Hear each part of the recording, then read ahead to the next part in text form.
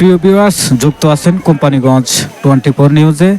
প্রিয় দর্শক শ্রোতা, আমি এখন উপস্থিত আছি চরকাগড়া 3 নম্বর ওয়ার্ড একাডেমি উচ্চ বিদ্যালয়ের মাঠে। আজকে সকাল থেকে কিন্তু ভোট অনুষ্ঠিত হচ্ছে। আপনারা সকলে অবগত আছেন। আপনাদেরকে ভোটারের উপস্থিতির কিছুটা অংশ দেখানোর জন্য চেষ্টা করতে আছি। প্রিয় দর্শক শ্রোতা, আপনারা যেমনটা দেখতেছেন, এখানটায় কিন্তু পুরুষ ভোটার অনেকটাই কম দেখা যাচ্ছে ইতিমধ্যে, কিন্তু সকাল থেকে পুরুষ ভোটারের উপস্থিতি ছিল চোখে পড়ার মতো।